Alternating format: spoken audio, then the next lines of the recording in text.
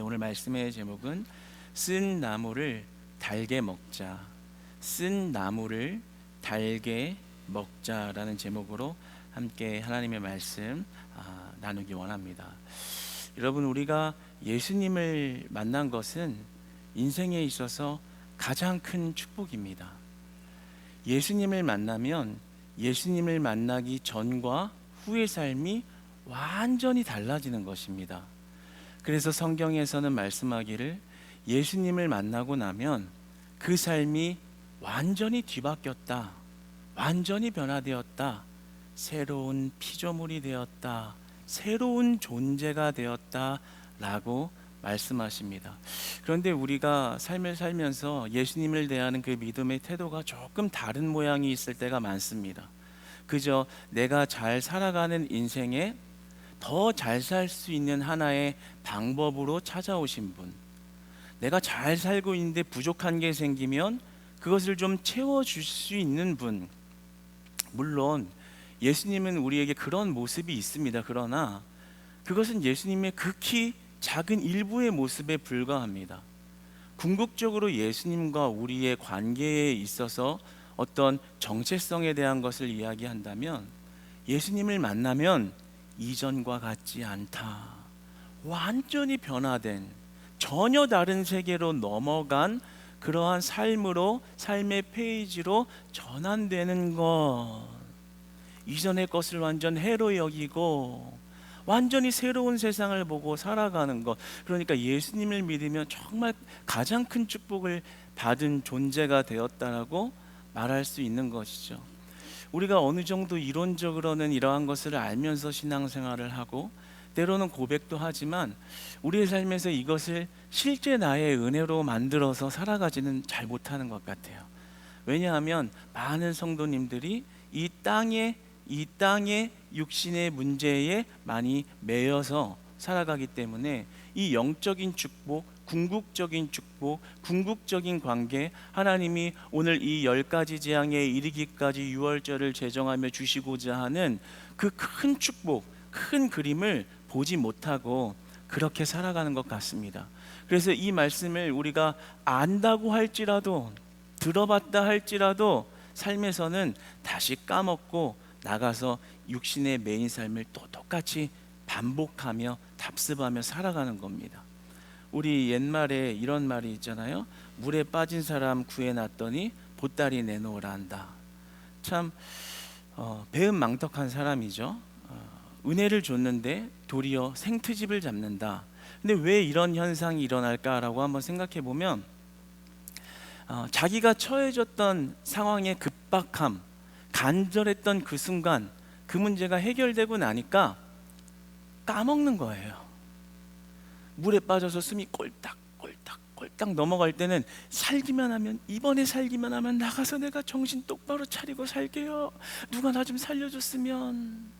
근데 정작 살고 나니까 그 꼴딱꼴딱 넘어갔던 게 그냥 확 다 사라진 거예요. 우리가 그런 생각을 해보면 참 저렇게 은혜를 모르고 배은망덕한 사람이 있나, 나는 적어도 그렇게 살지 말아야지, 뭐 이런 생각을 할지 모르지만 우리의 신앙의 삶에는 마치 이와 같은 모습이 우리 안에 너무나 많이 있습니다. 하나님, 이번에 숨이 꼴딱꼴딱 넘어가는데 이번만 살려주시면 내가 주를 위해 살겠습니다. 그래서 주님이 그 물에서 숨 넘어가는 우리를 건져주시는 은혜를 경험하면 또 다 까먹는 거예요. 보따리 내놓으라고 하는 거예요. 그냥 마치 예수님의 은혜 받은 걸 모르는 사람처럼 살아가는 겁니다.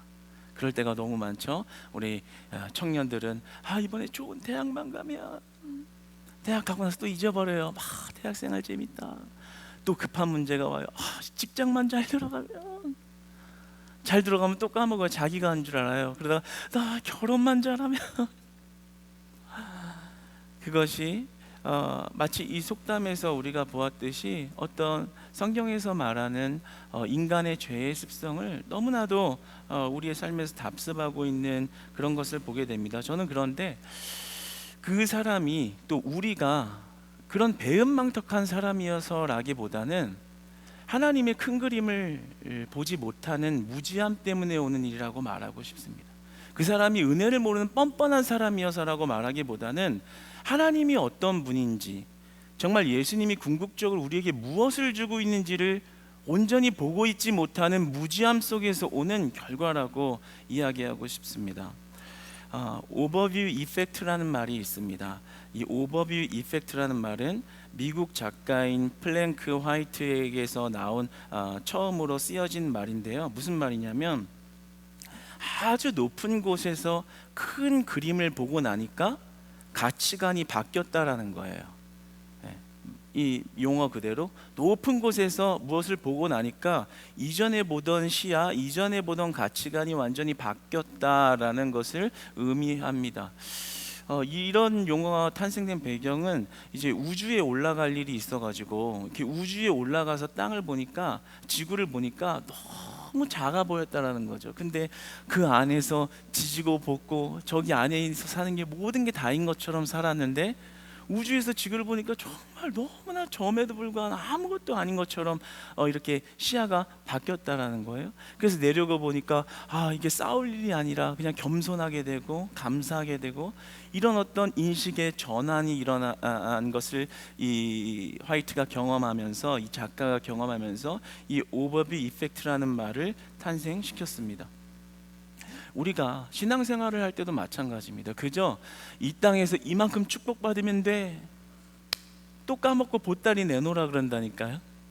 이 땅에서 이것만 받으면 돼, 꼴딱꼴딱꼴딱 주님 살려주세요, 또 까먹고 보따리 내놓으라고 하는 게 우리입니다. 그런데 이 오버뷰 이펙트라는 말처럼 우리가 좀 더 넓은, 좀 더 궁극적인 모습의 하나님을 좀 만나고, 정말 하나님이 꼴딱꼴딱 숨 넘어가는 거 그때그때 채워주시는 것을 궁극적인 복이라고 말하며 우리를 대하고 계신지, 아니면 훨씬 더 큰 의미에서 무언가를 주기 위해서 우리를 바라보는지, 그러한 것을 좀 오늘 이 시간 발견하면서 우리에게 주신 그 구원의 의미가 조금 더 깊이 우리의 삶에 들어와 여러분 안에 그 구원 때문에 감사하고, 예수님 때문에 감사하고, 예수님 때문에 행복하고, 돈이 없어도 예수님 때문에 만족하고, 내가 지금 상황이 좋지 않아도 예수님 때문에 행복한 사람이 될 수 있다면, 그 사람은 예수님이라는 축복을 받은 사람인 것입니다.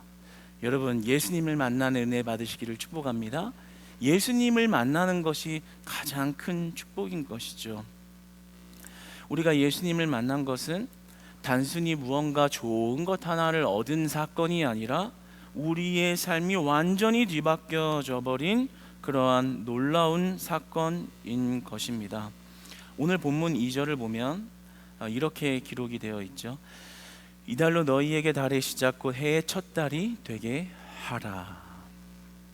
명령하세요. 모세와 아론에게 지시를 하는데, 출애굽을 한다면, 너희들을 애굽에서 벗어나게 한다면 그 시점을 이제 한 해의 첫 시작, 첫 달로 지정해서 그렇게 살아라. 날에 대한 개념을 다시 써가게 하시는 그런 명령을 하십니다. 왜 그런 거예요? 이전과 같지 않다라는 거예요. 이전의 삶을 완전히 청산하라는 거예요. 완전히 청산되었다라는 거예요. 오늘 이 유월절에 관한 이 규례에 관한 내용이 다소 어떤 누가 어떻게 어떤 무엇을 위하여 이렇게 하는 이런 어떤 율법적인 항목으로 보여질 수 있지만 그렇지 않습니다. 이 안에 우리 신약 시대로 넘어와 그리스도를 예표하는 구원의 은혜가 숨겨져 있는데요. 그래서 이것이 어떤 항목을 배우며 이게 유월절이라는 전통이 이렇게 생겨났고 어떤 율법적인 기준들을 이렇게 마련하셨구나라는 이런 현상적인 내용이 아니라, 이 유월절을 규례를 통해서 도대체 어떤 구원의 큰 그림을 하나님은 우리에게 말씀하시고, 이것이 어떻게 예수 그리스도를 예표하여 오늘날 여기서 예배드린 우리의 구원의 은혜가 되는가에 관해서 한번 발견할 수 있는 시간이 되기를 원합니다. 출애굽 이전의 삶이 어땠어요? 이스라엘의 삶이 어땠나요? 노예의 삶이었잖아요. 살아있어도 살아있는 것 같지 않은 삶, 하고 싶은 것도 못하고 먹고 싶은 것도 내 마음대로 못 먹고 고통하며 신음하고 있었다고 말하는 그 비전 없는 삶, 꿈이 없는 삶, 이렇게 그냥 막무가내로 시키는 거 일만 하다가 그냥 죽을 삶. 그리고 그것을 표현하자면 애굽 사람들이 모시는 신, 그 우상들, 동물들을 그렇게 많이 섬겼잖아요. 우리가 개구리를 섬기는 것도 보았는데 개구리만도 못한 삶. 개구리는 신전 만들어 놓고 모시고 있는데 히브리인들, 이스라엘들은 그 밑에서 개구리보다도 못한 삶을 사는 그런 비전 없는 삶, 아니 더 정확하게 죽은 거나 마찬가지인 삶. 그런데 그러한 종살이를 하고 있는 죽어 있는 삶, 비전 없는 삶을 지금 하나님이 청산하셨다라는 거죠. 이제 출애굽 시키겠다라는 거죠. 하나님의 의지가 서셨다라는 거죠. 그래서 그 구원의 은혜를 베푸는 것, 삶이 완전히 뒤바뀌어 버린 것을 너희의 새로운 생일로 맞이해라, 이 말인 것입니다. 새로운 생일로 맞이해라, 이것입니다. 그러니까 우리가 예수님을 만나고 예수님을 믿고 내가 구원을 받았습니다 라는 것은 이전에 죄에 얽매여 있던 삶, 사망의 문제가 해결되지 않았던 삶, 어둠 속에서 헤매고 있던 나의 어두운 모습들, 그것을 예수님이 다 청산하셨다라는 겁니다. 그리고 예수님을 만난 그날부터는 이제 너의 삶은 구원의 삶이요, 해방된 삶이요, 자유한 삶이요, 그 진리 위에 서서 진정으로 예수님과 우리 하나님과 화목을 이루는 복된 삶이라고 말씀하시는 겁니다. 할렐루야. 여러분이 그런 삶이 되신 줄 믿습니다. 새로운 피조물이 된 우리들이 받은 그 은혜는 단순히 그냥 어떤 좋은 것을 얻었다라는 차원이 아니라 굉장히 우리의 존재 자체가 바뀐 크나큰 축복이라는 것을 말하는 거죠. 그래서 이것이 단순히 종살이를 벗어났다라는 역사적 사건이나 기록의 의미가 아니라 이것은 영적 해방의 의미를 지닌 겁니다. 그래서 오늘 하나님이 그렇게 말씀하시지만 이것을 영원토록 기념하라. 왜 영원토록 기념하라는 거예요? 이 구원의 은혜를 잊지 않고 이 구원의 은혜로 살아가라. 이 구원의 은혜로 살아가라. 이런 말씀을 우리에게 하시는 거죠. 우리가 주님 만나기 전에 삶은 어떠한가요? 회사의 노예가 되기도 하고 사람의 노예가 되기도 하고 세상 문화의 노예가 되기도 하고 불의의 사고를 당하며 억울함 가운데 신음하고 있기도 하고 죄의 문제에 허우적거리기도 합니다.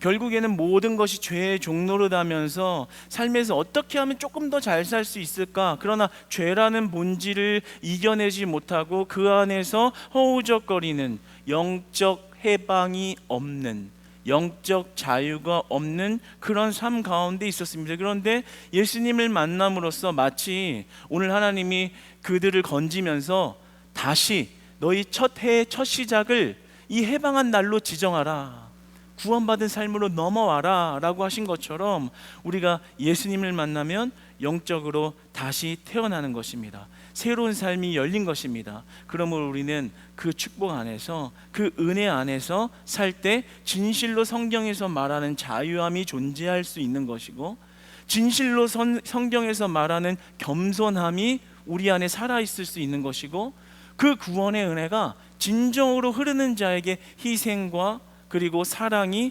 존재할 수 있는 것입니다. 예수 그리스도는 우리의 죄와 사망의 문제를 해결하셨습니다. 이 땅에서 죽음의 문제에 관하여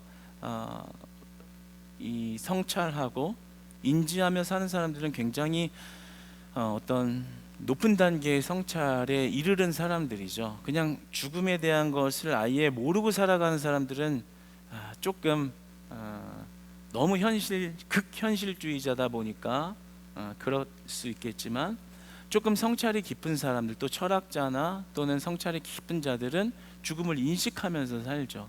그리고 성찰의 깊은 곳에 이른 사람들은 죽음을 곁에 두고 산다라고 말을 합니다. 언제 죽을지 모른다는 것을 인지하고, 그렇게 되면 그 시간이 굉장히, 내가 지어진 시간이 굉장히 값지다라고 여겨지기 때문에 그 시간을 허비하지 않고 그리고 이제 의미 있게 산다라고 말을 해요. 기가 막힌 성찰이고 깊은 통찰에 이르렀다는 그런 것을 보게 되지만, 결국에는 그러한 가르침이나 통찰이 육적인 삶, 죄의 종로로 타고 있는 삶을 해결하지 못했다라는 것을 보게 됩니다. 예수 그리스도 없이는 죽음의 문제가 해결되지 않는다는 것을 보게 돼요. 인식은 하죠. 인지는 하죠. 그래서 삶이 조금 더 깊은 무언가를 향해 갈 수 있을지는 모르지만 결국에는 실질적인 죽음의 문제, 죄의 종로로 타는 그 문제는, 사망의 문제는 해결할 수 없는 것을, 해결했다고 말할 수 없는 그들의 부족함, 무지함을 보게 되는 것입니다. 그런데 성경은 뭐라고 말해요? 예수 그리스도를 만난 바울은 이렇게 이야기하죠. 내가 죽는 것이 유익함이라. 죽음이 있다, 죽음을 인식하라가 아니라 죽는 것이 유익하니라. 내가 그리스도 위에서 살다가 죽는다면 그것은 영광이요, 그것은 더 나은 것을 향한 것입니다. 이미 죽음의 문제, 사망의 문제, 죄의 문제가 그 안에 예수 그리스도로 해결된 것을 보게 됩니다. 육신에 매여있는 이 땅에서 조금 더 잘 살려고 하는 그 노력의 어떤 결과가 아니라 영적 해방을 누린 거죠. 마치 오늘 이스라엘처럼 이전의 죄의 문제, 그것을 청산하신 그리스도, 죽음의 문제, 그 죽지 않으려고 발버둥치며 살았던 그 문제를 해결하신 그리스도, 참된 영적 해방과 영적 자유함을 얻은 자는 그 죽음이 두려움만이 아니라 그 죽음이 유익하다라고 말하고 있는 것을 보게 됩니다. 그것이 예수 그리스도를 만난 자의 특별한 은혜고 특별한 비밀이고, 예수 그리스도를 만난 자만 변화된 신분 안에서 말할 수 있는 놀라운 가장 큰 축복인 줄로 믿습니다. 여러분, 예수님 믿고 다시 태어났다라는 것, 그 은혜가 저는 여러분 안에 날마다 흘렀으면 좋겠습니다. 그 사실이 마치 아무것도 아닌 것처럼, 그냥 교회 가면 늘 말하는 것처럼 이론으로는 알지만 진짜 내 심령에는 흐르고 있지 않는 은혜, 진짜 속마음에는 그냥 이 땅에서 조금 더 잘 살면 더 좋겠는데, 그냥 이 문제만 해결했으면 좋겠는데 보따리 내놓으세요. 우리가 예수님을 믿는 것은 우리가 완전히 다시 태어나 완전히 다른 곳을 보며 완전히 새로운 삶을 사는 것을 의미하고, 하나님께서 궁극적으로 우리에게 주시고자 하는 오버뷰 이펙트, 가장 큰 은혜, 그것은 바로 예수 그리스도를 만나 변화된 삶을 말씀하는 것입니다. 고린도후서 5장 17절을 한번 같이 읽어보겠습니다. 시작. 그런즉 누구든지 그리스도 안에 있으면 새로운 피조물이라. 이전 것은 지나갔으니 보라 새 것이 되었도다. 아멘. 누구든지 그리스도 안에 있으면 너희는 이제 새로운 피조물이라, 새로운 존재라. 이전과 같은 존재가 아니다. 영적 신분이 완전히 변화되었다. 육적으로는 변화된 게 없어서 예수님 믿어도 별거 없네, 그냥 똑같네 라고 말할지 모르지만 영적 신분이 완전히 변화되었다. 기도해 보세요. 성령 부흥회 때 기도해 보세요. 예전에는 세상 것이 그렇게 커 보였고 세상 것을 얻으면 축복이라고 말했지만, 성령 부흥 기도회 때 기도의 문이 열려져 보세요. 성령을 받아 보세요. 성령의 임재를 경험해 보세요. 세상의 것이 배설물로 보이기 시작하고, 이전에 내가 보았던 영광이 아무것도 아닌 것처럼, 마치 우주 끝에서 보는 지구처럼 아무것도 아닌 것처럼 영적 감각과 세포가 깨어나기 시작하는 것이죠. 여러분, 기도의 은혜를 받으시기를 축복합니다. 성령님이 여러분의 영적 세포를 다 깨우셔서 이제는 더 궁극적인 것을 바라볼 때 세상의 것에 얽매여서 살아가는 삶이 아니라 새로운 피조물이 되어서 이제 주 예수 그리스도로 만족하는 삶, 내 주머니에 돈이 없어도 내가 비록 건강하지 않아도 그보다 더 큰 축복을 내가 이미 받았다는 것을 확신하고 증거하고 그 하나님을 높이는 삶, 나는 새로운 피조물이라. 이전 것은 지나갔으니 보라 나는 새 것이 되었도다. 여러분에게 하나님이 주신 은혜인 것입니다. 이 새로운 삶은 영적 결혼과도 같은 거예요. 예전에는 나만 위해서, 결혼하기 전에는 그렇잖아요. 내가 좋은 옷 입고, 내가 조금 더 잘 먹고, 내가 조금 더 사고 싶은 거 사고, 이제 결혼하면 이제 어떻게 돼요? 가정이 생기고 그러면 이제 결국에 가족을 위해서 희생해야 되고, 남자들은 막 하고 싶은 거 잘 못하고 그렇죠, 막 게임도 잘 못하고, 그렇죠. 그러나 이제는 나만 위해서 살던 그런 삶이 가족 때문에 가족을 위해서 사는 삶으로 변하는 것처럼, 내가 그저 나밖에 모르던 그런 신앙이 예수님을 만나고부터는 예수님과 함께 예수님을 위해 사는 그런 인생으로 변화를 받는 것이죠. 그러니까 이 새로운 삶은 영적 결혼과도 같은 것입니다. 우리가 이것을 늘 잊어먹지 않고 살았으면 좋겠는데요, 왜 그렇게 우리가 그런 보따리 내놓으라는 사람처럼 그러는지 나도 나를 잘 몰라요. 그렇죠? 나도 나를 잘 몰라요. 분명히 은혜 받았고 새로운 피조물이고, 근데 나가면 다시 이제 그 물에서 빠져나왔다고 보따리 내놓으라고 하는 게 바로 우리란 말입니다. 그래서 오늘 이 유월절 규례를 보면 단순히 유월절에 대한 의미만 부여하시지 않고 뭔가 하나님이 붙이세요. 그것이 오늘 8절인데요. 같이 8절 읽어보겠습니다. 8절 말씀 같이 읽어보겠습니다. 시작. 그 밤에 그 고기를 불에 구워 무기병과 쓴 나물을 아울러 먹되. 첫 번째로 이 규례의 의미에 있어서 이 내용을 볼 때 고기를 불에 구워 먹으라는 거예요. 유월절 밤에. 무슨 고기예요? 유월절 양고기, 무흠한 흠 없는 그 어린 양을 불에 구워 먹어라. 이것은 그리스도를 가리킵니다.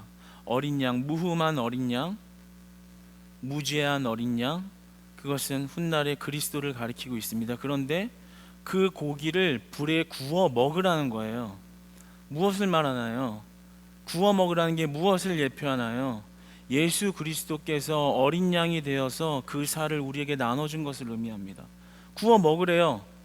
그 고기를 먹는 건 누구예요? 선택받은 백성이죠. 누가 어린 양이 됐어요? 그리스도가 어린 양이 됐죠. 제물이 됐죠. 그 죽으심을 당한 건 우리가 아니라 그리스도죠. 근데 그 고기를 누가 먹어요? 그 결과물은 누가 먹어요? 바로 여기 있는 우리라는 거예요. 유일하게 이 땅에서 죄 없는 인간으로 오신 예수 그리스도가 제사의 제물이 되셔서 그 고기를 우리에게 먹게 하셨다라는 거예요. 그러니까 우리가 예수 그리스도의 은혜를 먹고 건짐을 받았다라는 것, 그 어린 양의 제물로 먹은 양식은 생명의 양식이 되었다라는 거죠. 그러니까 우리가 이 땅에서 살면서요, 이 그리스도에 대한 구원에 대한 개념을 그냥 교리로 딱딱하게 받아들이면 안 돼요. 주님 믿으면 천국 간다, 뭐 불로장생 영생하려고 지금 오래 사는 생명 연장의 의미에서 뭐 이렇게 더 좋은 찬스를 얻은 거예요. 그런 개념이 절대 아니라고요. 주님께서 주시는 복의 개념이. 예수님은 친히 어린 양의 제물로 우리에게 생명의 양식이 되게 하셨어요. 그렇다면 하나님이 우리에게 주신 기본적인 양심이 있단 말이에요. 뭐예요? 우리가 살다 보면 누가 나한테 잘해주면 그 사람한테 잘해주고 싶잖아요. 그렇죠? 기본적으로 잘해줬는데 잘 못해주면 미안하고 고맙고 감사하고 뭔가 마음이 꼬이고, 우리가 받은 은혜가 이런 거라는 거예요. 그냥 죽었다, 나를 위해 죽었다라는 게 의미가 있는 게 아니라 무죄한 자가, 무흠한 어린 양이, 죄가 없는 자가, 죄 있는 자를 위하여 제물이 되기를 자처했고, 거기에서 나온 모든 고기, 모든 살을 우리에게 그냥 먹도록 나누어 주셨다라는 거예요. 그러니까 이 구원이 단순히 구원받았다가 아니라 이 구원이 어떻게 흘러왔는가에 대해서 이 유월절 규례를 통해서 예수 그리스도가 우리에게 다가온 모습을 생각해 본다면 그냥 그저 좋다, 좋은 게 좋은 거라고 말할 수 없는 거예요. 감사한 거예요. 이 은혜가 흐르면 내가 가만히 있을 수가 없는 거예요. 내가 무엇이 간데 하나님 이런 은혜를 받을 자격이 있나요? 저렇게 예수님 모르고 사는 자도 많은데 내가 무엇이 간데 무엇을 했는데 왜 이게 믿어지고, 왜 그 어린 양의 고기를 나를 먹게 하셔서, 왜 나를 그리스도의 자녀가 되게 하시고, 왜 새로운 피조물이 되게 하셨나요? 그러니까 하나님을 따라가고 예수 그리스도를 따르는 자들은요, 내가 내 열정으로 하겠다, 달란트로 하겠다는 게 아니라요, 내가 살아온 경험으로 무언가 내가 하나님한테 한몫 챙겨드리겠다가 아니라요, 이 어린 양 대신 예수 그리스도의 살을 먹어서 그 은혜가 흘러서 무엇 하나도 감사하여 드리고, 희생할 수 있는 것이 감사하고 주님께 드릴 수 있는 것이 감사하고, 드려도 부족하다고 여겨지는 구원의 은혜가 흘러야만 주님을 따라갈 수 있는 것입니다. 그런 자들이 하나님의 나라를 세워갈 수 있는 거예요. 내 힘으로 세우는 게 아니라 내 안에 흐르는 구원의 은혜가 그것을 가능하게 하시는 거죠.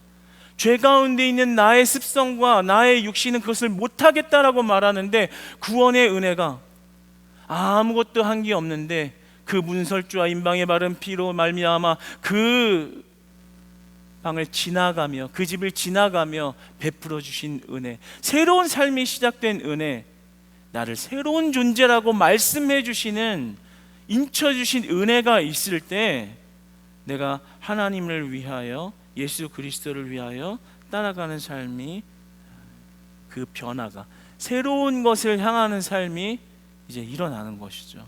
저는 우리 교회 안에 그런 모습을 많이 보게 됩니다. 특별히 우리 화초팀 권사님들, 저희 우리 교회 오신 분들은요, 화초 꼭 만져보세요. 좋아야, 진짜야. 딱 만져보면 진짜거든요. 깜짝 놀라는 거예요. 왜 놀라냐면, 이거 누가 관리하냐 이거예요. 이거 도대체 이렇게 많은 화분을 관리하려면 인력이면 이게 장난이 아닌데 이걸 누가 도대체 하냐는 거예요. 그렇죠? 그러면 되게 자부심 느끼거든요. 저희 교회는 화초팀이 있습니다. 화초 팀장님이 계시고 매일매일 콧노래로 찬양을 하시며 화초를 가꾸십니다. 부럽죠? 굉장히 부러워하고, 굉장히 그렇게 영적 부러움을 이렇게 가지며 갈 때 너무나도 뿌듯하고 행복함을 느껴요. 그 일을 억지로 하려고 할 수가 있겠어요? 아유, 이렇게 하면 내가 나가서 그냥 알바를 해서 시급을 벌지, 아이고 주여, 어떻게 하겠냐고. 그리스도의 구원의 은혜, 나를 이전과 같은 존재로 보지 아니하시고 나의 영의 신분을 완전히 변화시켜서 나는 이제 새 것이라, 새로운 피조물이야, 나를 거룩하게 하셨다. 내가 어쩔 땐 넘어질 때도 있지만 나를 정죄하시는 것이 아니라 그리스도로 말미암아 영원한 생명을 얻었고 새로운 영적 생일을 맞이하게 하셔서 그 어떤 정죄함으로부터 벗어나게 하시어 영원한 생명의 그리스도의 연합을 이루게 하신 하나님, 오늘도 주님을 찬양합니다. 화초를 닦는 것이죠. 물을 주는 것이죠. 은혜가 그것을 가능하게 하는 거예요. 오늘도 전도팀 나갔는데 아직까지는 무더워요. 나가면 짜증나는 날씨인데 나가면서 활짝 웃으시면서 나가는데, 참 그 모습을 보는데 왜 이렇게 은혜와 소망이 넘치는지를 모르겠어요. 하나님의 나라는 이렇게 세워가는 것입니다. 내 열정, 내 달란트, 내 기술, 내가 살아온 지식으로 하나님 앞에 서는 것이 아니라 어린 양 되신 그리스도의 살을 나에게 주셨으므로, 그 살을 먹게 하셨으므로 그 모든 영광의 공로는 그리스도께 있고 내가 한 것은 아무것도 없지만 주님은 나에게 영적 해방을 주셨습니다. 더 이상 죄와 사망이 나를 무릎 꿇지 못하게 하니 내가 주님 따라가는 것이 은혜입니다. 주님을 높이는 것이 은혜입니다. 주님 안에 살아가는 것보다 더 큰 축복이 없습니다. 할렐루야. 여러분, 이 은혜를 우리가 잊지 않고 매일매일 살아가며 그 은혜 안에서 살아갈 수 있다면 그보다 더 큰 축복이 없다는 사실을 믿으시기 바랍니다. 여러분을 억누르고 있는 경제적인 문제와 여러분을 억누르고 있는 심리적인 문제와 여러분을 누르고 있는 관계적인 모든 문제를 초월하시는 그리스도의 영적 해방을 만나시는, 예수 그리스도를 만나시는 그 구원의 은혜가 진정으로 내 심령을 압도하여 관통하여 들어와 그 십자가의 은혜가 나를 살아가게 하시고 숨쉬게 하시는 그 은혜가 여러분의 삶에 회복되시기를 축복합니다. 우리는 이전에 우리에게 베푸신 이 은혜를 잊어버리면 안 됩니다. 오늘의 제목은 쓴 나무를 달게 먹으라는 거예요. 하나님께서 8절에서 이어서 이렇게 명령하시죠. 무교병과 쓴 나무를 먹으래요. 이 무교병 먹으라는 얘기는요, 이 발효를 하지 말라는 거예요. 이 불순물의 의미가 있거든요. 죄 다 청산해라, 이전에 죄 다 청산하고 깨끗하게 하나님 보고 살아라, 이 말인데, 더 나아가서 이런 말씀을 하세요. 쓴 나무를 먹어라. 희한하죠. 쓴 나무를 먹으래요. 신명기 16장 3절에서는 이 쓴 나무를 고난의 떡이라고도 표현을 하는데, 쓴 나무를 먹으라는 거예요. 이게 우리가 지금 오늘날의 관점에서, 야, 쓴 나무를 먹어야 역시 몸이 좋지, 역시 예수님의 웰빙이야, 역시 쓴 나무를 먹어야 약이 되지, 이런 의미가 절대 아니겠죠. 그렇게 생각하시면 안 돼요. 이 쓴 나무를 먹으며 우리 안에 오감의 감각이 느끼는 쓰디 쓴 맛을 몸에 새기라는 거예요. 잊지 말라는 거예요. 뭘요? 이전에 애굽에서 니네들이 죽어있던 삶, 그렇게 고통받던 삶, 그 꼴딱꼴딱거리는 삶에서 벗어났을 때 그 벗어난 거 보따리 달라고 하지 말고 다시 쓴 나물을 먹으며 그때 네가 어떻게 꼴딱꼴딱거리고 있었고 어떻게 신음하고 있고 어떻게 죽어가고 있었는지를 기억하라. 쓴 나물을 먹으며 쓴 나물을 먹으며 그 고통의 현장에서 누가 너희를 해방하였는지 너희의 신분을 변화시켰는지 기억하고 그 은혜로 살아가라. 쓴 나물을 먹으라는 거예요. 제가 이스라엘 갔을 때 그 가이드 해주시는 목사님이 계셨는데 한 가지 참 특별한 이야기를 들었어요. 정말 감동이 되더라고요. 어떤 이야기였냐면 이스라엘에서는 자국의 전쟁이 일어나면 해외에 타국에 나가 있던 자기 동족들이 자기가 자기 비행기 값을 지불하고 이스라엘로 들어온대요. 총 메고 나가서 죽겠다는 거예요. 전쟁하고 다 들어온대요. 거의. 어떻게 그런 일이 가능할까? 신기하지 않아요? 우리나라 그렇게 하라고 하면 비행기 티켓을 사서 나가겠죠. 다 들어온다는 거예요. 거의. 왜 그런 현상이 일어나냐면 어렸을 때 교육을 하는데 우리 뭐 현장 학습 이렇게 떠나면 박물관에를 간대요. 박물관을 가서 애들을 데리고 그 유대인들이 학살당했던 그 박물관을 하나하나 그 잔인한 장면이 있는 박물관의 그런 모형들과 기록들을 다 보고 나온대요. 그럼 몇십 명이 그걸 보고 나오면 울음바다가 된대요. 왜요? 자기 할아버지, 자기 친척, 자기 핏줄들이 당한 고통을 본 거잖아요. 울음바다가 된대요. 그러면 선생님이 그 아이들을 놓고 외친다는 거예요. 다시는 이런 일을 2번 겪지 말자. 이거를 서로 그 안에서 울음바다가 되도록 수십 번을 외쳐서 머리 안에 완전히 인지하고 나온다라는 거예요. 그러니까 전쟁이 터지면 죽겠다고 오는 거예요. 2번 다시 내 동족이 그런 고통을 받는 일을 만들지 않게 하기 위하여. 뭐예요?